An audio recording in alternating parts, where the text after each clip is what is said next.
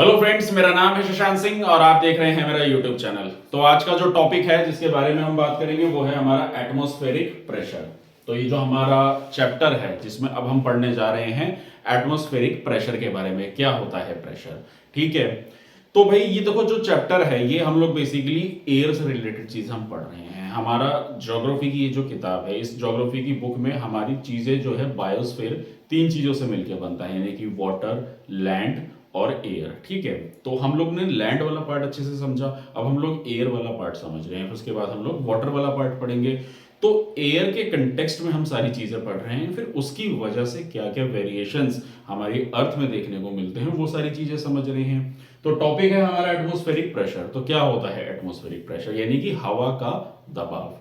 अब इस बात को बताने से पहले मैं आप लोगों को एक बात और बता देता हूं। मैंने वो बात बोर्ड पे मेंशन नहीं करी थी, तो इसलिए मैंने बुक में से एक बार थोड़ा सा रीड कर देता हूं। इसका जो पहला पैराग्राफ है, do you realise that our body is subjected to a lot of air pressure, as one move up the air get verified and one feel breathless.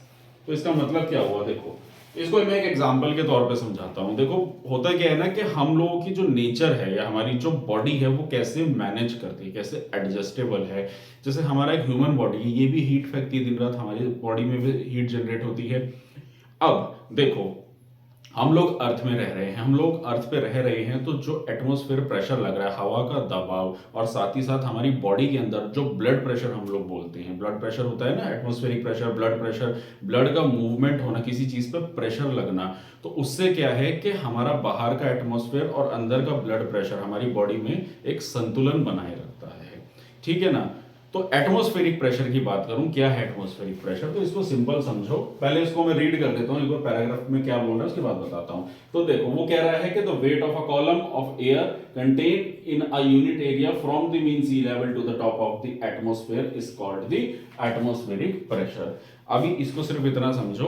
पहली चीज तो ये है कि आप लोगों ने लास्ट जब चैप्टर जो हम लोगों ने पढ़े उसमें आप लोगों ने पढ़ा था ना, टेम्परेचर में वेरिएशन होता है, कि जैसे कि हम लोग जितना हाइट पे चलते चले जाते हैं तो टेम्परेचर गिरता चला जाता है। तो अब ये कॉलम, ये जो वर्ड इसमें बोल रहा है ना, कॉलम वर्ड क्या होता है, घरों में कॉलम होते हैं, पिलर्स होते हैं। तो देखो कॉलम का मतलब होता है एक हवा का जो कॉलम होता है, ये सी लेवल का मतलब हो गया यहाँ पे, यानी कि समुद्र के लैंड का एरिया। हम कोई भी चीज मेजर करते हैं तो हम समुद्र के ही लैंड के एरिया पे मेजर करते हैं। तो यानी कि एक पर्टिकुलर एरिया, यानी कि वो कह रहा है कि कॉलम ऑफ एयर कंटेन है ना यूनिट एरिया, एक पर्टिकुलर यूनिट एरिया में जो हवा का संतुलन है, जो प्रेशर है, जो दबाव बन रहा है, उसी को हम लोग एयर प्रेशर कहते हैं। यानी कि जैसे मैं मान लीजिए यहाँ पे मैं खड़ा हूँ, तो यहाँ पे जो हवा का प्रेशर बन रहा है, दबाव बन रहा है, उसी को हम लोग एयर प्रेशर कहते हैं। किसी भी चीज को मूव करना, दबाना, वही एयर प्रेशर कहलाता है हमारा। ठीक है ना। अब जैसे कि अब इसकी जगह मान लो ग्लास में पानी ले लो, तो उस पानी का जो प्रेशर पड़ रहा है वो वाटर प्रेशर हो गया उसके ऊपर, यानी नीचे की तरफ। सीधी सी बात है, कोई चीज ऊपर से जब दबाव कर रही है, जैसे मैं एक स्कूल स्टूडेंट हूँ, मेरे कंधे पे आप एक किताब रख दे, फिर दो किताब रख दे, तो वो प्रेशर बढ़ता चला जाएगा ना, दबाव। ठीक उसी तरीके से हवा का भी जो दबाव है वो नीचे की तरफ जो बनता है उसी को एयर प्रेशर कहते हैं। ठीक है ना। आगे बढ़ते हैं। Atmospheric pressure is expressed in a unit of millibar. तो इतना है कि इसको हम मेजर किस में करते हैं, मिलीबार में। जैसे कि कोई वजन है उसको हम किलोग्राम में, लिक्विड है तो हम उसको लीटर में करते हैं। तो ठीक उसी तरीके से एयर प्रेशर को हम लोग मिलीबार में मेजर करते हैं। अब सवाल यहाँ पे उठ रहा होगा आप लोगों का कि सर नीचे की तरफ ही क्यों प्रेशर होता है हवा का। तो उसका देखो सीधा सा हिसाब है ना, ग्रेविटी है। ग्रेविटी तो हमें नीचे ही लेके जाएगी चीजों को, कोई भी चीज है वो नीचे ही आके गिरेगी। तो हम लोगों ने लास्ट चैप्टर में पढ़ा था ना कि हमारे जो एयर मासेस होते हैं वो नीचे की तरफ ही ज्यादा होते हैं, इसलिए एयर प्रेशर जो है हमारा नीचे की तरफ मूव करता है। ठीक।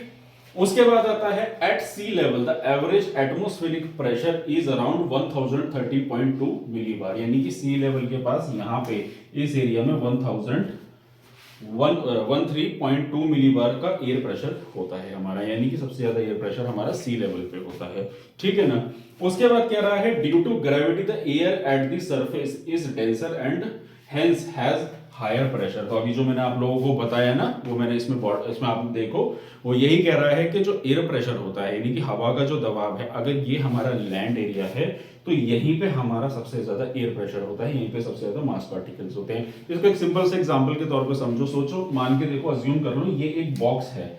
ठीक है। अब ये एक बॉक्स है, तो ग्रेविटी की वजह से जब इसमें हम सामान कोई भी भरेंगे, टॉफी भरेंगे या मान लो छोटे छोटे कुछ बाइट्स हो गए, कुछ भी चीज हो गई, तो सबसे ज्यादा डेंसिटी तो यहीं पे होगी ना। क्योंकि वो सारी चीजें धीरे धीरे यहीं कलेक्ट होती चली जाएंगी। ठीक है, फिर ऊपर ऊपर जाते जाते उनकी डेंसिटी थोड़ी कम होती चली जाती है। ठीक है, कनेक्टिविटी यहां से डेवलप करो तो ठीक उसी तरीके से। और दूसरा ग्रेविटी का मैटर करता है, तो वैसे ही हमारी जो एयर होती है उसके जो एयर मासेस होते हैं वो सबसे ज्यादा हमारे धरती पे पाए जाते हैं, यानी कि लैंड एरिया पे, सी लेवल पे। ठीक है, इसलिए उसके एयर मासेस ज्यादा होते हैं ड्यू टू ग्रेविटी, और इसीलिए एयर प्रेशर हमारा सबसे ज्यादा नीचे होता है। ठीक है, इसी को हम लोग एयर प्रेशर कहते हैं। दरअसल एटमॉस्फेरिक प्रेशर जो है, एयर प्रेशर यही हो गया कि हवा का जो दबाव है, जो प्रेशर पड़ रहा है, उसी को हम एटमॉस्फेरिक प्रेशर कहते हैं। अब प्रेशर के टर्म्स में अगर हम इनको और काफी सारी चीजों को समझे, जैसे कि हम लोग ब्लड प्रेशर के बारे में मैंने अभी बात करी, एटमॉस्फेरिक प्रेशर के बारे में बात करी। अगर आप लोगों में से कोई भी सीएनजी की गाड़ी चलाता हो तो आप लोग कभी नोटिस करना, सीएनजी भरवाने जब आप पेट्रोल सीएनजी पंप पे जाते हैं तो वहां पे हमेशा पूछते हैं ना कि भैया प्रेशर कितना आ रहा है, क्योंकि जितना ज्यादा प्रेशर होगा उतनी ज्यादा गैस उसमें भरी जाएगी, जितना ज्यादा प्रेशर उसमें पड़ेगा। तो 200 190 ऐसे बताया जाता है। ठीक है, तो इसलिए हम प्रेशर वर्ड यूज करते हैं इन चीजों के लिए। ठीक है, पानी का प्रेशर भी हम लोग लेते हैं, प्रेशर कितनी तेज आ रहा है, तो प्रेशर कब मिलेगा, जितना ज्यादा उसमें पीछे से धक्का मिलेगा, उसको पुश मिलेगा, उतना ही ज्यादा फास्ट चीज निकलेगी। तो उसी एयर का जो प्रेशर है वो सबसे ज्यादा अर्थ पे होता है, क्योंकि प्रेशर ऊपर से लग रहा है due two of gravity and हमारे जो एयर मासेस होते हैं वो भारी भी होते हैं हमारे। क्यों होते हैं अभी आगे बताऊंगा। तो यहां तक आप लोगों को समझ में आ गया। उसके बाद फिर आगे कह रहा है air pressure is measured with the help of a mercury barometer और द एरॉइड बैरोमीटर। तो ये आप स्क्रीन पे देख लो, ये दो इमेजेस आपको दिख रही होगी, यही इमेजेस होती हैं जिससे हम लोग इसको मेजर करते हैं। ठीक है, आगे बढ़ते हैं। उसके बाद हमारा लास्ट आता है the pressure decrease with height.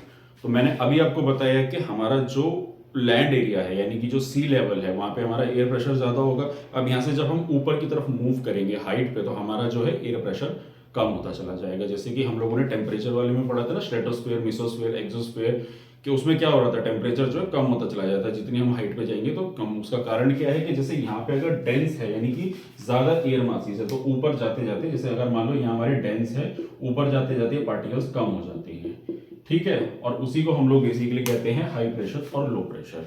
तो हाई प्रेशर, लो प्रेशर अब क्या होता है, यहाँ मैं थोड़ा सा और अच्छे से डिटेल में समझाते हैं। तो देखो होता क्या है, सूरज की किरणें पड़ी। ठीक है, सूरज की किरणें पड़ने से क्या हुआ कि देखो अब हवा, तो ये बेसिकली हमारा लैंड एरिया है। ठीक है, हाई प्रेशर लो प्रेशर अभी बनेगा इसमें। ठीक है, अभी सब जगह एक जैसी हवाएं हैं। ठीक है, अब क्या हुआ कि हर जगह हवाएं हैं। ठीक है, अभी प्रेशर नहीं बन रहा है। अब क्या होगा कि हवा का बस दबाव था, अब क्या हुआ, सूरज की किरणें पड़ी। ठीक है, सूरज की किरणें पड़ी, उन हवाओं को वार्म कर दिया, गर्म कर देता है, और जहां पे गर्म करेगा वो लो प्रेशर कहलाता है।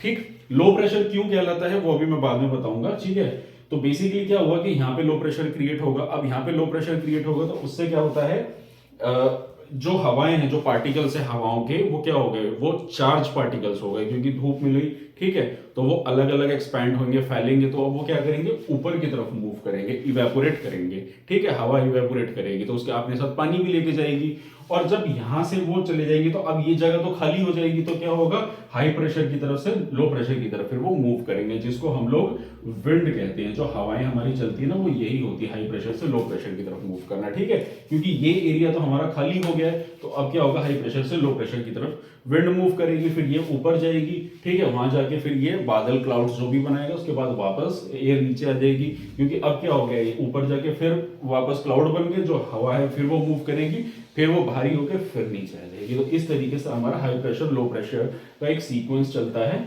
और इसी के अकॉर्डिंग फिर हमारी बरसात होती है। और विंड मैंने बताया। अब सवाल था ना कि लो प्रेशर क्यों बोलेंगे, इसको हाई प्रेशर क्यों बोलेंगे।